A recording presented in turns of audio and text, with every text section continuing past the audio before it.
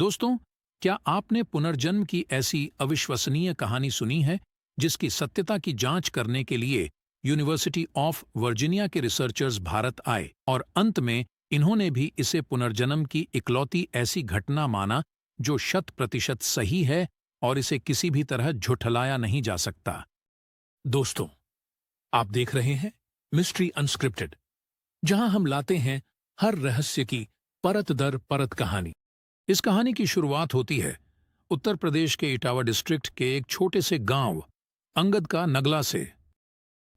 सन 1968 में इस गांव के एक राजपूत परिवार में एक बेटी पैदा होती है जिसका नाम उसके माता पिता रखते हैं सुमित्रा। सुमित्रा अपने गांव में ही पलती बढ़ती है, लेकिन जब वह केवल 11 साल की होती है तब उसकी मां की मृत्यु हो जाती है। अब उसके परिवार में केवल 2 लोग बचते हैं, उसके पिता और सुमित्रा। सुमित्रा के गांव में किसी के लिए भी जीवन आसान नहीं था। सुमित्रा का गांव बहुत गरीब था। लोग कच्ची छतों के साथ मिट्टी की झोपड़ियों में रहते थे। उनके पास बिजली नहीं थी और मूल रूप से किसी के पास कोई औपचारिक शिक्षा भी नहीं थी। सुमित्रा के पिता मजदूरी करते थे और रोज सुबह काम की तलाश में घर से निकल जाते थे और घर पे केवल सुमित्रा ही अकेली रहती थी और सुमित्रा को ये अकेलापन बिल्कुल भी अच्छा नहीं लगता था। इधर सुमित्रा के पिता काम न मिलने से परेशान थे और आखिर में वो फैसला करते हैं कि वो काम की तलाश में दिल्ली जाएंगे और सुमित्रा को अपने भाई के परिवार के साथ छोड़ देंगे। पिता के जाने के बाद सुमित्रा खुद को और अकेला महसूस करने लगती है और गुमसुम रहने लगती है।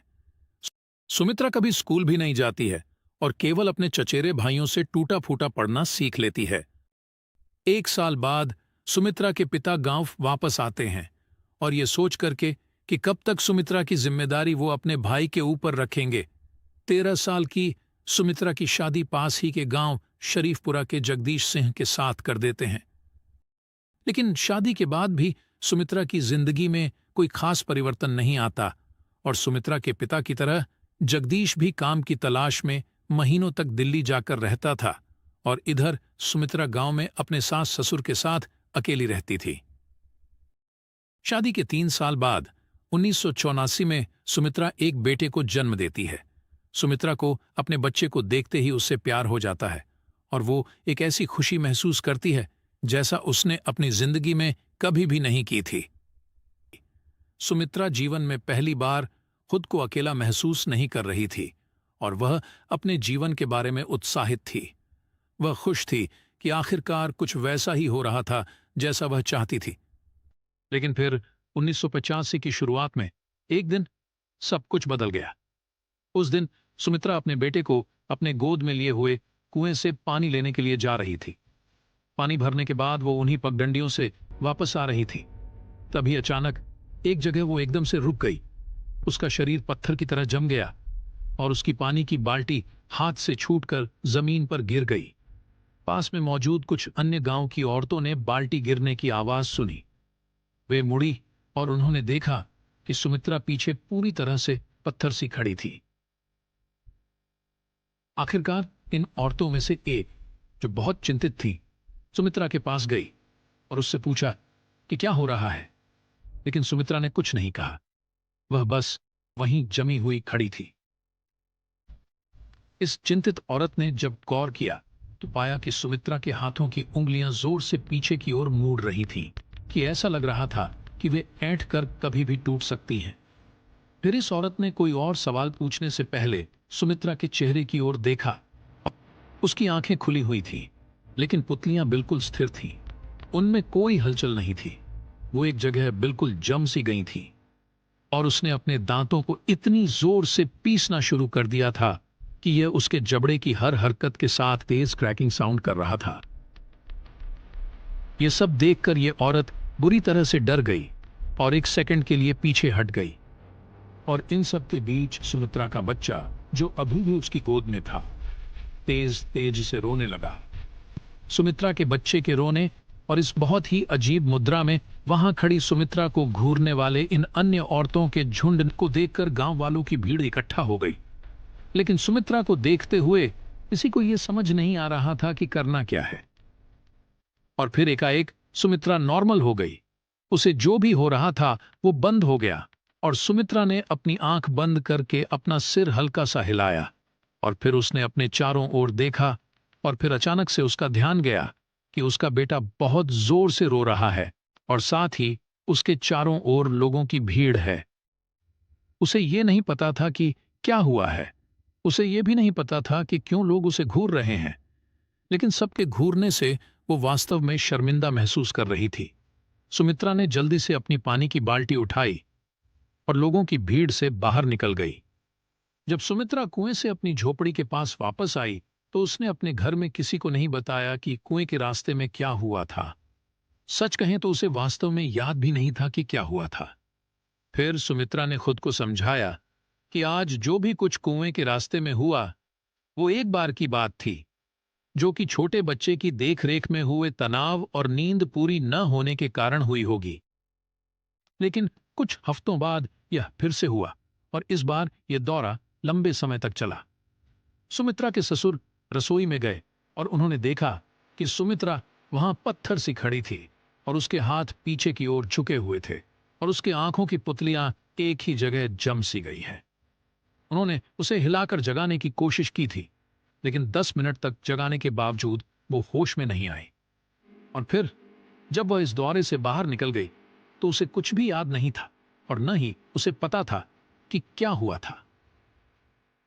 मई 1985 तक, अपने पहले दौरे के 5 महीने बाद तक, सुमित्रा को अब ये दौरे रोज पड़ने लगे थे और अब वे कई घंटों तक चल रहे थे। इससे भी विचित्र बात यह है कि हाल ही में इन दौरों के दौरान सुमित्रा ने अब बोलना शुरू कर दिया था और अजीब सी बातें बोलने लगी थी। आमतौर पर वह मदद के लिए चिल्लाती थी। वह कहती थी कि उसका सिर कुचला जा रहा है और किसी को उसकी मदद करने की जरूरत है। और फिर अचानक उसकी आवाज फुसफुसाहट बन जाती थी और वह कहती थी, मैं जो कुछ भी देख सकती हूं वहां सब अंधेरा है। इसी बीच सुमित्रा का परिवार डॉक्टर से संपर्क करता है, जो आकर सुमित्रा की जांच करता है, लेकिन वो ये नहीं समझ पाता है कि उसके साथ आखिर क्या गड़बड़ है। उसके दौरे के अलावा उसके साथ कुछ भी गलत नहीं लग रहा था। और फिर 16 जुलाई 1986 को, उस पहली घटना के लगभग 6 महीने बाद, खाना पकाते समय सुमित्रा को एक बार फिर से दौरा पड़ता है।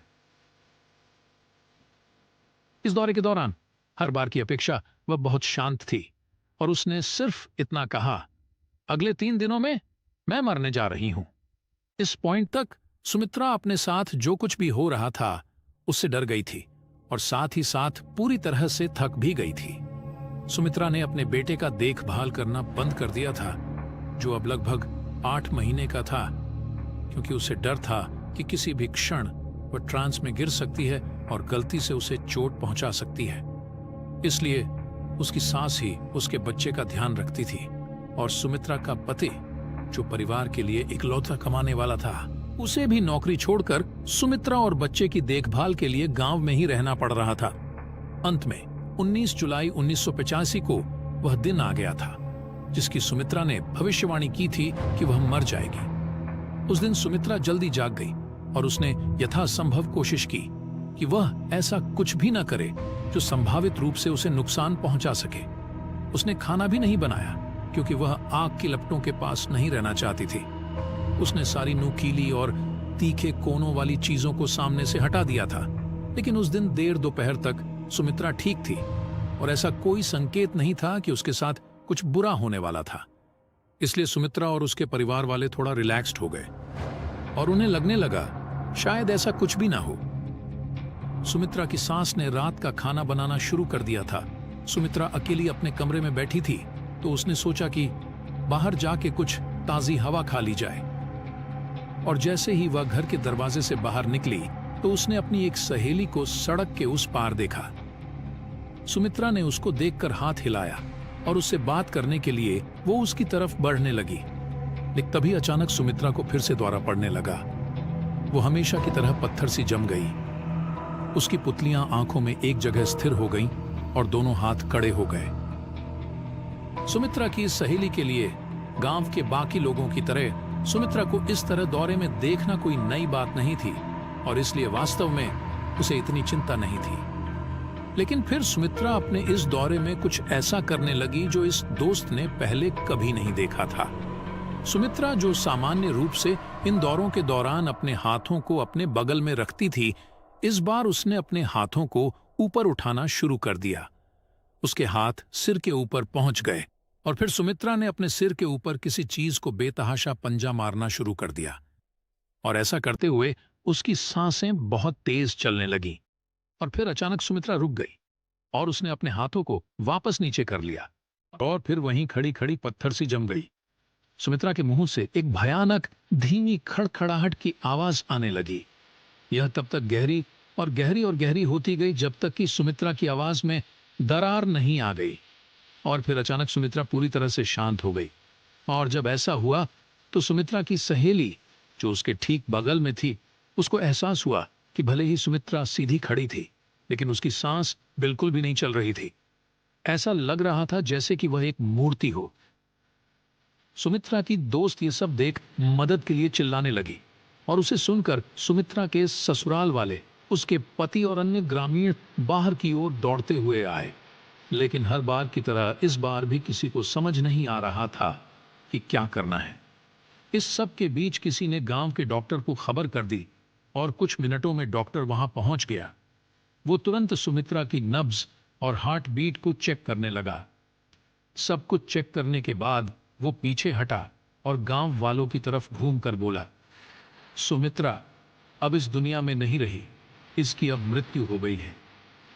ये सुनते ही सुमित्रा का पति घुटनों के बल बैठ गया और सुमित्रा की सास, जो सुमित्रा के बेटे को ले जा रही थी, रोने लगी। जबकि सुमित्रा का शरीर इन सभी लोगों के बीच वैसे ही सीधा खड़ा था, उसके हाथ पैर खड़े हो गए थे, आंखें पथरा गई थीं और पुतलियों में कोई हरकत नहीं थी।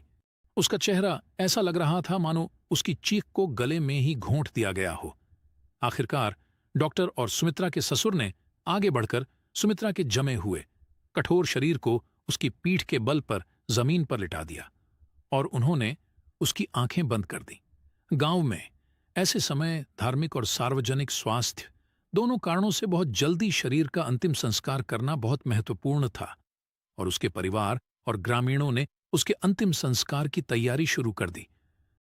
सुमित्रा की सास और गांव की कुछ महिलाओं ने सुमित्रा के शरीर को रगड़ना शुरू कर दिया और साथ ही उसके चेहरे पर आवश्यक तेल डालना शुरू कर दिया और अन्य ग्रामीण, जो इसका हिस्सा नहीं थे, आग के लिए लकड़ी खोजने के लिए निकल पड़े।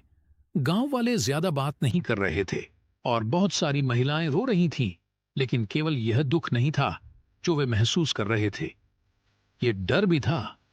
वे सभी सुमित्रा के दौरों के बारे में जानते थे, लेकिन गांव वाले इस बात से परेशान ज्यादा थे कि इनमें से एक दौरे के दौरान सुमित्रा ने अपनी मौत की सटीक भविष्यवाणी की थी और इसलिए अब गांव वाले यह सोचने से खुद को रोक नहीं पा रहे थे कि ये सब किसी काली ताकतों के कारण हो रहा है और शायद सुमित्रा पर उन्हीं का कब्जा था और अंत में इन ताकतों ने उसे मार डाला है।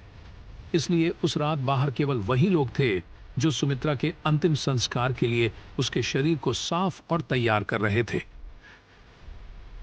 एक गांव की औरत जो सुमित्रा के बालों को ब्रश कर रही थी, वह अचानक रुक गई और चिल्लाते हुए पीछे हट गई और सुमित्रा की ओर लगातार इशारा करके चीखने लगी।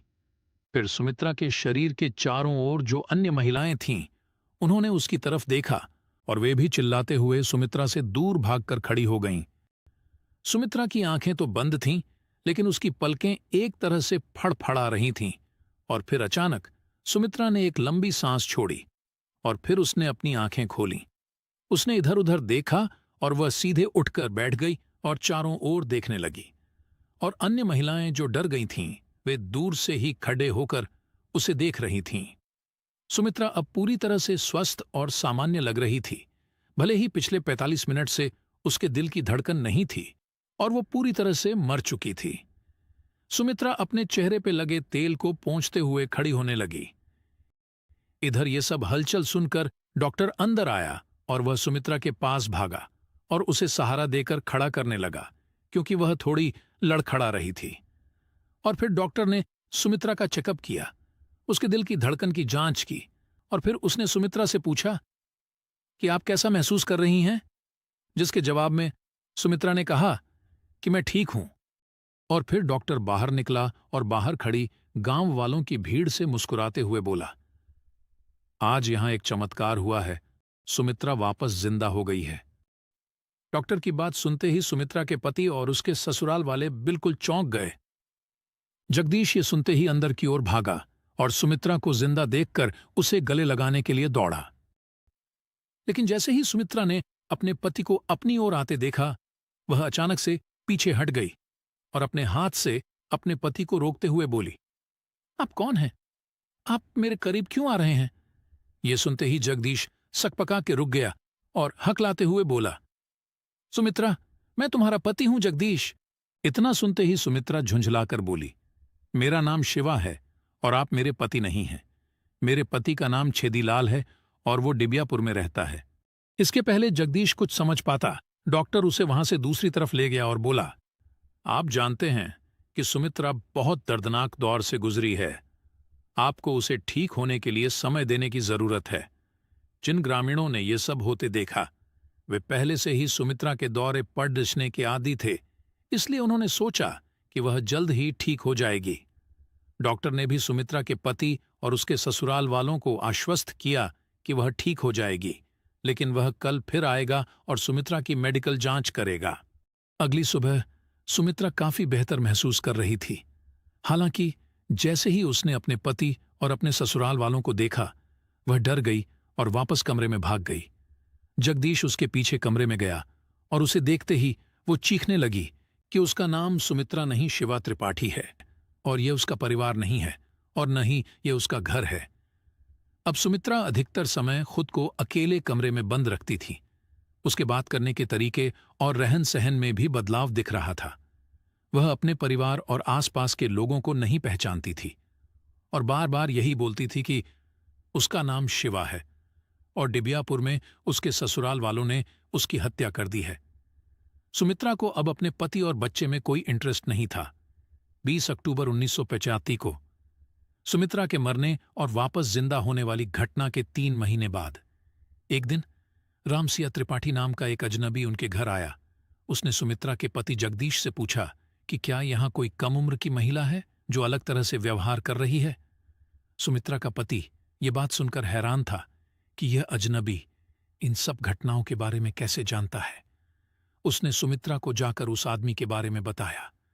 जगदीश की बात सुनकर सुमित्रा तुरंत कमरे से बाहर दौड़ी और उस अजनबी के गले लिपटकर रोने लगी। अभी बाकी घरवाले कुछ समझ पाते, उस आदमी ने सुमित्रा के परिवार वालों को अपना परिचय देना शुरू किया। वो बताते हैं कि उनका नाम रामसिया त्रिपाठी है।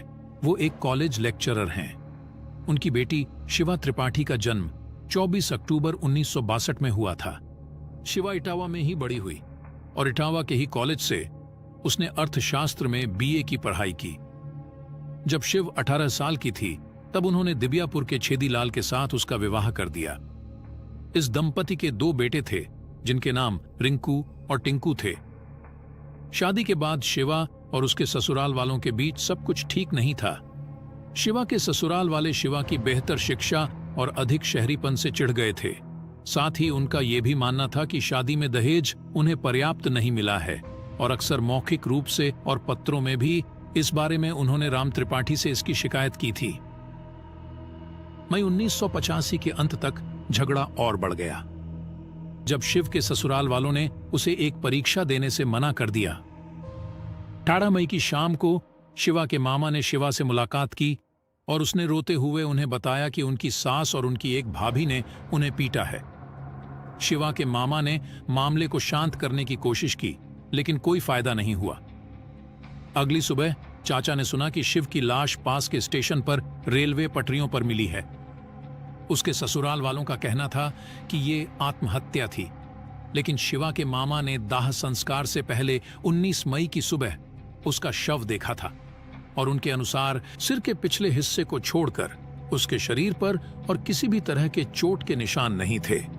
मामा ने अनुरोध किया कि जब तक शिवा के पिता नहीं पहुंच जाते हैं तब तक दाह संस्कार न की जाए, लेकिन शिवा के ससुराल वालों ने स्थानीय अधिकारियों से शिवा के शरीर का अंतिम संस्कार करने की अनुमति ले ली।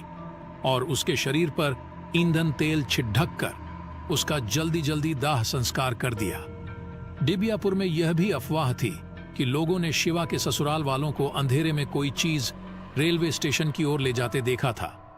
खैर, त्रिपाठी जब डिबियापुर पहुंचे तब तक उनकी बेटी की लाश जलकर राख हो चुकी थी। राम त्रिपाठी इसके आगे बताते हैं कि वो अपनी बेटी को खो चुके थे और खुद ये सच स्वीकार करना चाहते थे, लेकिन 3 महीने पहले उनके पास शिवा के नाम से लेटर्स आना शुरू हुए। शुरुआत में उन्हें लगा कोई मजाक कर रहा है, लेकिन लगातार लेटर्स आते जा रहे थे, इसलिए उन्होंने फैसला किया था कि वो शरीफपुरा आकर खुद इसकी जांच करेंगे। और इसीलिए वो आज शरीफपुर आए थे। इन सब के बीच राम सिया त्रिपाठी ने अब सुमित्रा को एक फोटोग्राफ एल्बम में कुछ तस्वीरें दिखाईं। सुमित्रा ने 18 साल पहले ली गई इन तस्वीरों में से शिवा के परिवार के सभी 6 सदस्यों को पहचान लिया। शिवा के माता पिता, दादी, भाई बहन और खुद शिवा को भी। उसने एक अन्य तस्वीर में राम सिया त्रिपाठी के सभी 5 बच्चों को पहचान लिया और तीसरे तस्वीर में शिवा की मां, भाई और मामी को पहचान लिया। शिवा के बेटे टिंकू का फोटो देखकर सुमित्रा रोने लगी और उसने पूछा कि टिंकू और रिंकू कहाँ हैं। इसी बीच एक तस्वीर को देखकर सुमित्रा चुप हो जाती है। ये फोटो थी शिवा की ननद का। फिर उसने कहा, यह रामकांति है जिसने मुझे ईंट से मारा और मेरी जान ली। इस बयान ने त्रिपाठी को पूरी तरह से आश्वस्त कर दिया कि सुमित्रा उनकी बेटी शिवा ही है। ये खबर जंगल में आग की तरह फैल गई और कुछ अखबारों की सुर्खियां तक बन गई। रामसिया त्रिपाठी ने पुलिस में शिवा की हत्या की सूचना दी और पुलिस ने जांच शुरू की। शिवा के पति और ससुर को गिरफ्तार कर लिया गया। उसकी सास और ननद घर छोड़कर फरार हो गईं, लेकिन 1986 में लौटने पर उन्हें गिरफ्तार कर लिया गया। इस मामले की पहली बार इंस्टीट्यूट ऑफ वर्जीनिया के प्रोफेसर स्टीवेंसन और उनकी साथी सतवंत पसरीचा ने स्वतंत्र रूप से जांच की थी। उन्हें इस घटना की जानकारी अक्टूबर 1985 में अखबारों से मिली। उन्होंने इस घटना से जुड़े सभी लोगों से बात की जिन्होंने सुमित्रा की मृत्यु और उसके बाद के परिवर्तन और शिवा के परिवार के सदस्यों को देखा था। पसरीचा ने नवंबर 1985 में कई साक्षात्कार किए। फरवरी और मार्च 1986 में स्टीवेंसन, पसरीचा और एक तीसरे शोधकर्ता निकोलस मैकक्लीन राइस ने शरीफपुरा, अंगद का नगला और पड़ोसी जिलों के 4 अन्य शहरों और गांवों में अधिकांश लोगों के साथ साथ कई अन्य लोगों का फिर से साक्षात्कार किया। उन्होंने शिवा और फिर से जीवित हो चुकी सुमित्रा की लिखावट, उनके व्यवहार, उनकी शैक्षिक योग्यता का भी तुलनात्मक अध्ययन किया। और इन सब अध्ययन और रिसर्च के बाद उन्होंने अंततः ये माना कि सुमित्रा ही शिवा है और ये पुनर्जन्म की इकलौती ऐसी घटना है जिसे नकारा नहीं जा सकता। इधर एक समय के बाद सुमित्रा ने अपने पति और अपने बेटे को अपना लिया और पत्नी और मां की भूमिकाएं स्वीकार कर लीं। वो कहती थी कि अगर मैं इस बच्चे की देखभाल करूंगी तो भगवान मेरे यानी कि शिव के बच्चों की देखभाल करेंगे। अगर मैं इस बच्चे की उपेक्षा करूंगी तो क्या भगवान मुझे सजा नहीं देंगे। इसी बीच जब शिवा के ससुराल वालों को जेल हो गई तो राम सिया त्रिपाठी शिवा के बच्चे रिंकू और टिंकू को अपने साथ ले आए और सुमित्रा की रिक्वेस्ट पर उसके साथ ही छोड़ दिया। इसके बाद अपने तीनों बच्चों के साथ सुमित्रा अपनी पूरी जिंदगी शिवा बनकर अपने पति जगदीश के साथ शरीफपुरा में रही।